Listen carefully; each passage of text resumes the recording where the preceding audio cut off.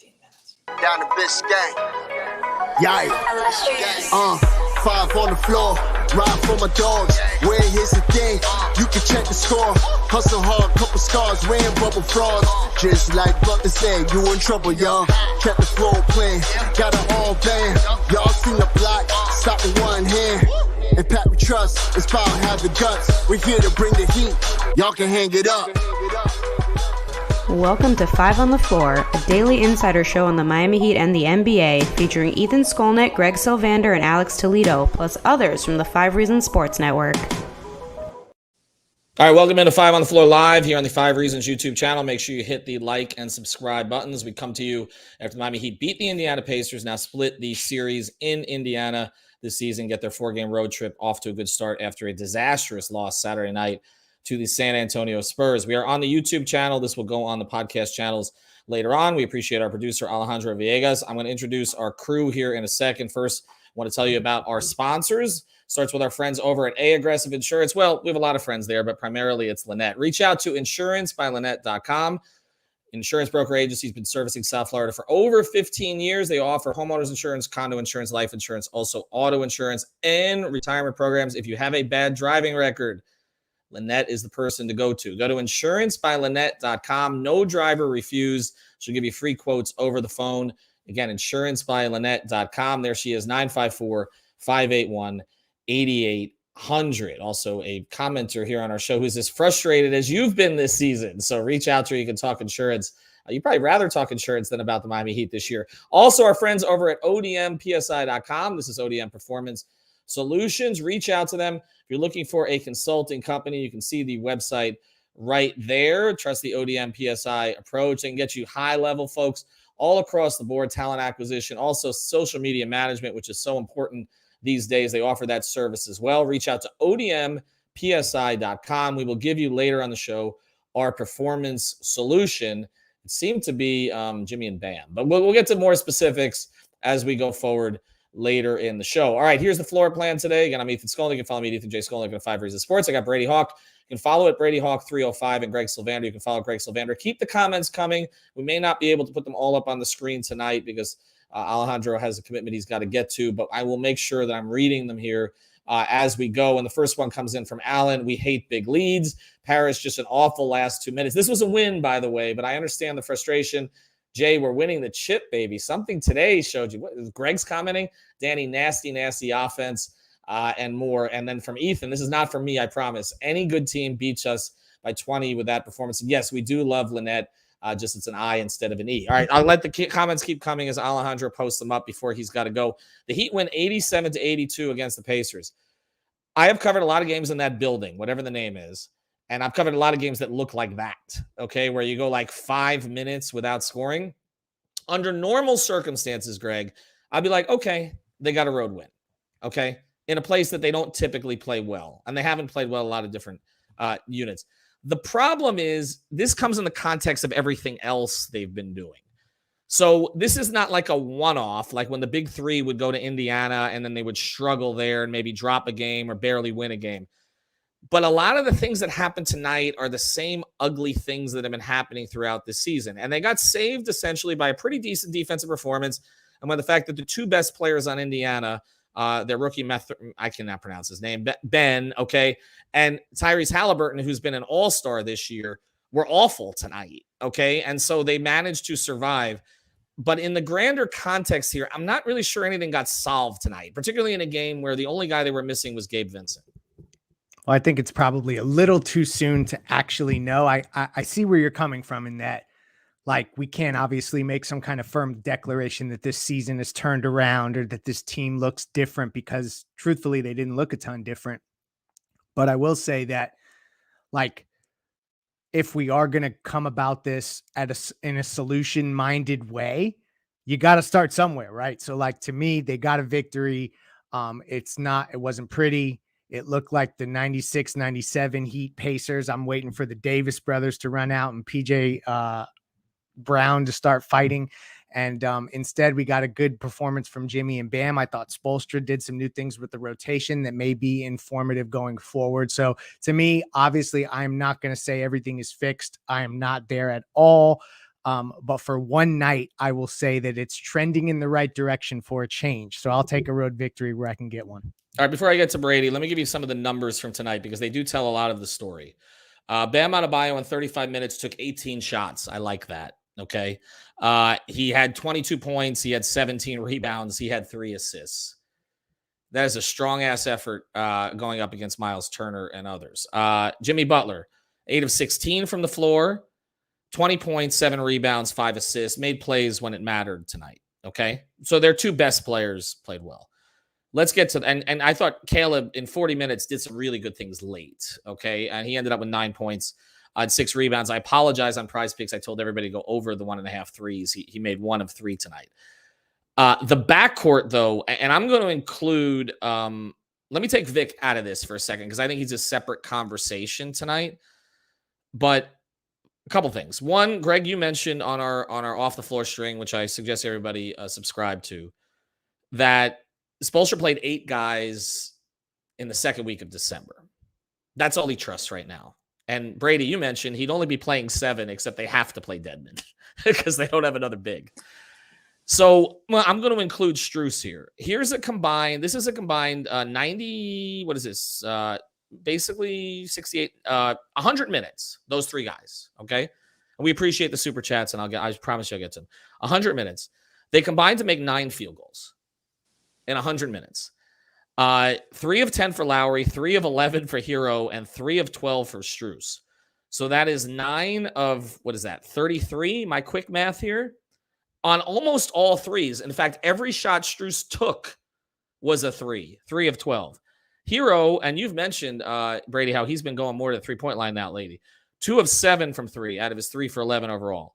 Lowry, 2 of 8 from 3 out of his 3 for 10 overall. So they combined to make 7 threes out of 27. 7 of 27 from their 3 shooters because Duncan Robinson doesn't play anymore. I mean, that's just not going to get it done against like most teams. I mean, you had to have an Indiana team that has been playing over its head, but is sunken down a level lately. They've lost now 6 of 8 and had its 2 best young players playing poorly to escape this game. That's the way I look at this.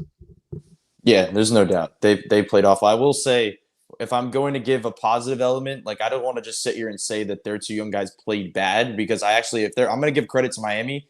It's going to be on the fact that they actually had a pretty good defensive game plan because they did hold this team to 82 points. And I thought the way that they did it, they just switched everything. And they said, we'll live with the Miles Turner switch. If he gets a couple offensive boards and putbacks, we'll live with it.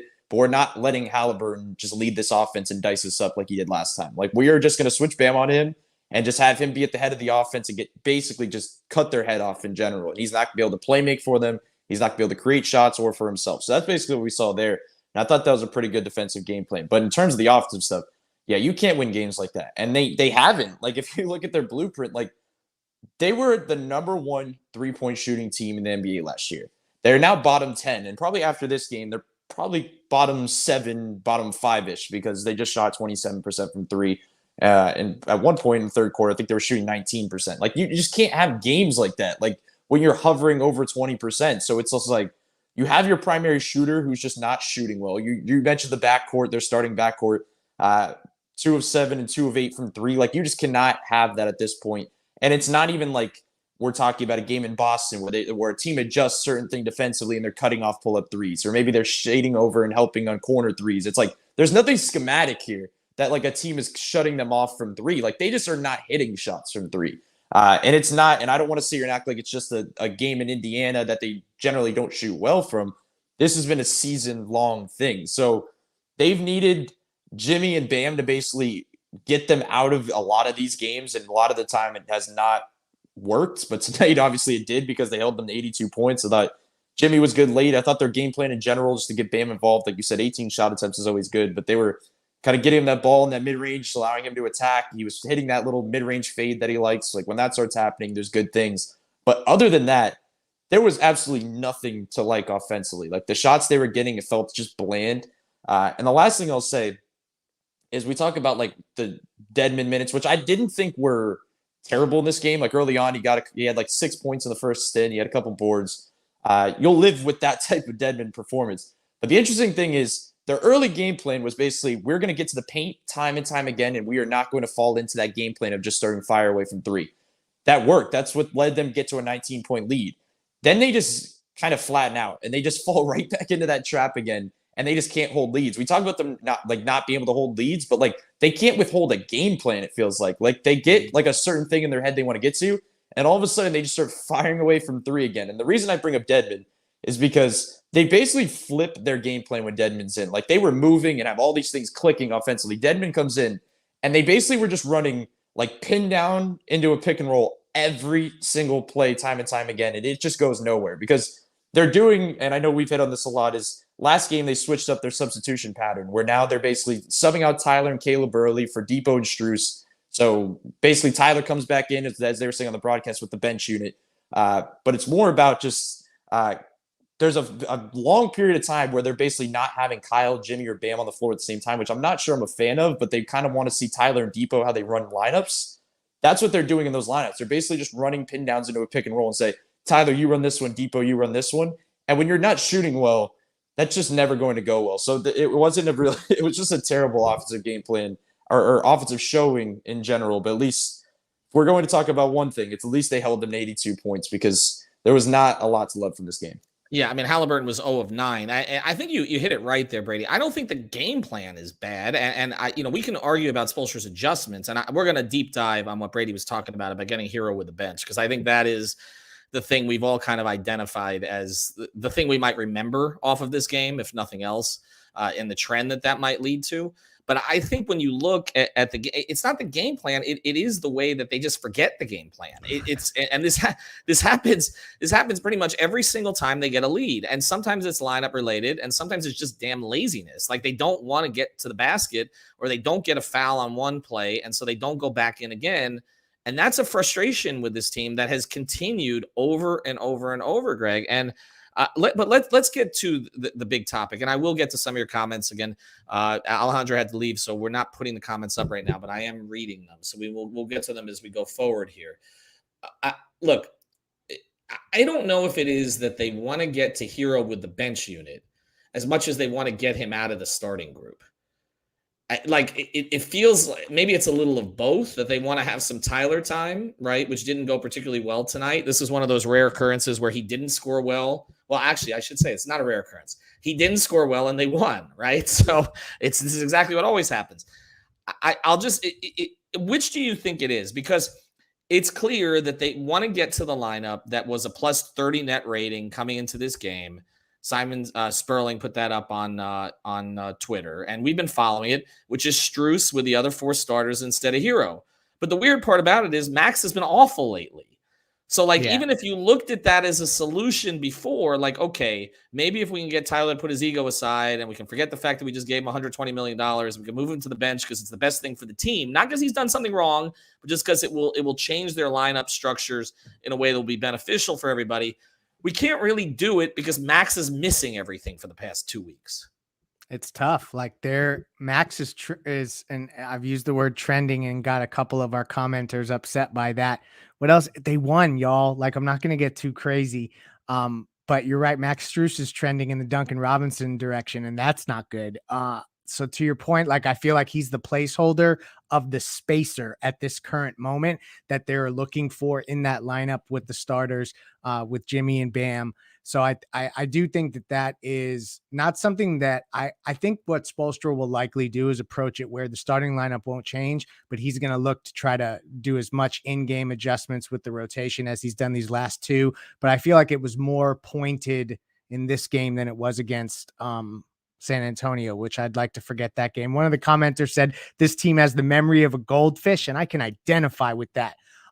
So yeah, I think that they will try to get Hero with the second unit, but it's to unlock that first unit more than it's to get Hero right, because Hero's been good. Here's the thing that I've said a couple times today, and I'm going to repeat it again and have a senior moment. The Heat have 3 20-plus point per game scorers. I know I'm using counting stats, but y'all, I've been watching this team since 91, and they've never had 3 20 point per game scorers, not even in the big three era. It's not about any one of these guys fixing what they're doing wrong. It's about the mix as a collective. So I think it's worth them continuing to try.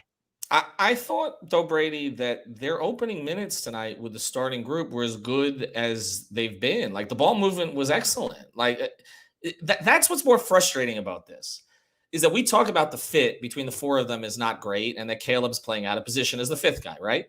But then you see it tonight, and you're like, oh, that doesn't look bad. Like, they were moving, they were cutting, they were getting open looks. Everybody was touching it. There were possessions. They had 4 or 5 guys touching the ball in decent position. At some point, I'd like, just take a damn shot. And then they got a better one, and they were up, and it worked.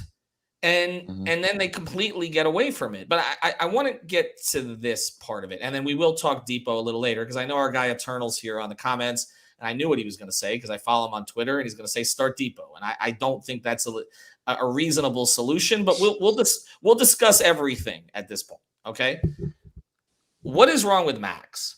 Because that is really hurting them right now. Like, we can talk about the 4 guys, but if you're not going to play Duncan, like if they've decided that asset, they don't care anymore. Like, they're not trying. When he was playing, you and I were talking about this at one of the games we attended, and they were running nothing for him. They just threw him out on the court. All the stuff they used to run, they're running nothing. They've given up on that entire thing.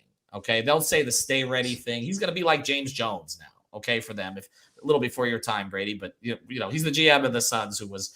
Okay. Wow. Yeah. Okay. I'm sorry, but I'm familiar with his work.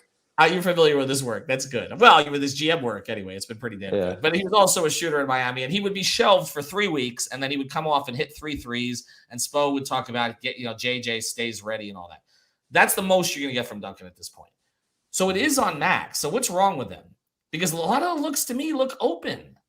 Yeah, that's why I'll say the first aspect, and we did this all last season, so I do not want to do this again, where we talked about Duncan and we were like talking about the mental side of it, and the fact that it's just like missing shots. Like, I don't think it's like anything beyond that a lot of the time. Like, it's just shooters have hot stretches and they have bad stretches. Like, to begin the year, we were talking about him and Caleb as being kind of the 2 best players on the team in terms of just having that type of trajectory. Caleb's kind of withheld that, and Strus has not. In terms of what they're doing, I sit there specifically when I'm watching at the games, because I feel like I catch it way more, is the fact that they almost treat Max like they did in Summer League, like way too much. Like, they propelled him in a great direction when they did that in Summer League, and they gave him they put the ball in his hands, and they allowed him to be a more confident player. But it seems like every time they run something for it and it's not there. Let's go back to Duncan for a second. When they run something for Duncan in the past and it's not there, what do? They reverse it. They swing it back the other way. He loops around, back screens constantly. When Strus has the initial action that's not there, it turns into a pick and roll every single time. Like, if the first handoff's not there, if the first pin down's not there, if whatever they're running is not there, it turns into a pick and roll. And most of the time, as we're talking about now with the certain starting lineups, his minutes are mirrored with Dedmon. So you're basically betting on a Max Strus, Dwayne Dedmon pick and roll a lot of the time when they're defending it a certain way. And I just don't know how you're betting on that as an offense. Like, that's just not going to work out. So when you're talking about, and then you look at you were mentioning kind of the stat sheet, 3 of 12 from 3, 3 of 12 from the field.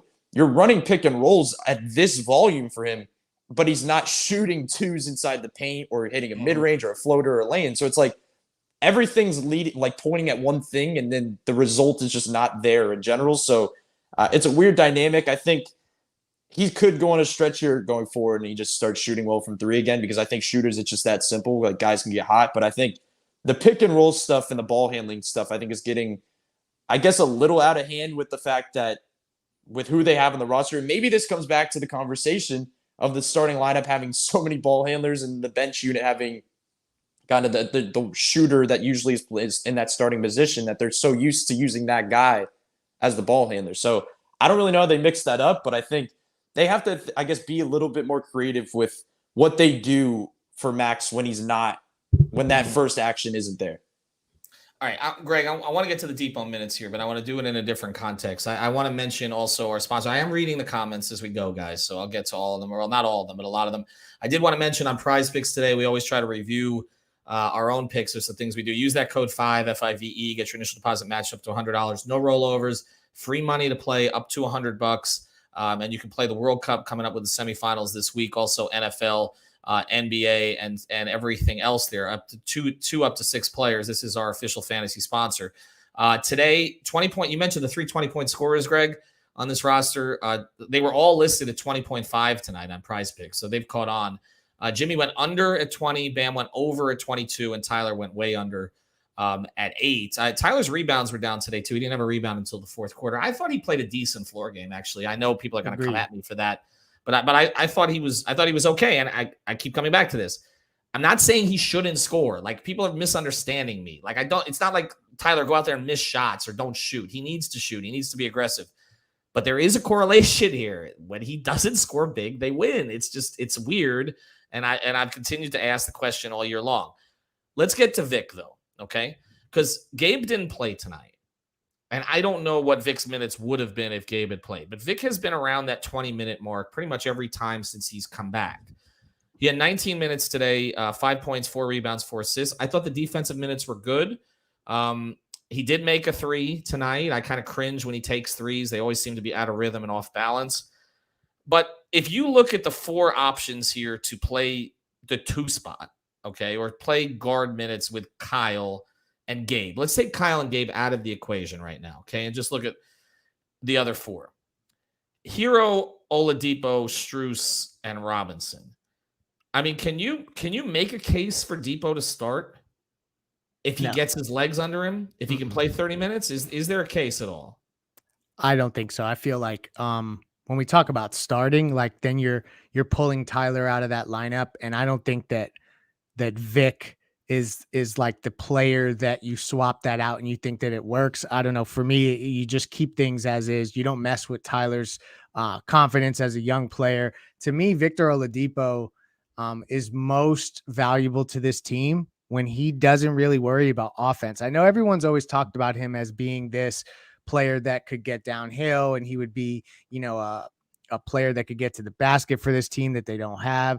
Truthfully, I like his minutes most when he's active on defense and he's treating himself almost like he's a defensive stopper, like a Bruce Bowen type without the corner threes, and just really leaning into that side of the ball. I feel like that'll generate inherently offense for him. So the Depot minutes I like most don't include offense. I do not think he's an answer on offense yet. They shouldn't use him in that way, but to deploy him in this way now, or like how even they did against Boston in the Eastern Conference Finals last year, I think it's a healthy addition to the rotation, and he'll stay in the rotation, but the offense is not there yet. And I'd like to see less of the step back threes and any of that kind of stuff. It's just inefficient at this point. What have you liked and what haven't you liked, Brady? Yeah, I'll say real quickly on the Depot front. I think one of the biggest, other than the obvious stuff, it's the fact that you're putting 3 of your worst defenders on the bench with Tyler, Strus, and Dedmon. Like, you're running a bench unit that you're just you know the direction you're going in. If you're not hitting shots in your bench, you're basically you're just done. So other than that, I think what I've liked is I think the defensive stuff stands out. He had a lot of great possessions, and I was like, there was times where I would tweet it and I almost didn't want to tweet it because it was just everything was going wrong in this game. To just tweet anything positive about what was happening seemed wrong. But Oladipo was like playing really well. Like, we know what he could do on the ball, but the stuff he was doing off the ball, like recovering, rotations. He had a possession where like he went to like stop and take a charge like on 2 different guys in the same possession. And it just basically just altered their entire play and it went in the other direction. Like, those type of things that they could do with him. He's a ball magnet in terms of swiping on the ball. Like, there was the one play where he kicked ahead to Kyle. I think it was the first half. Ends up in a transition layup. So the defensive stuff is a lot to like.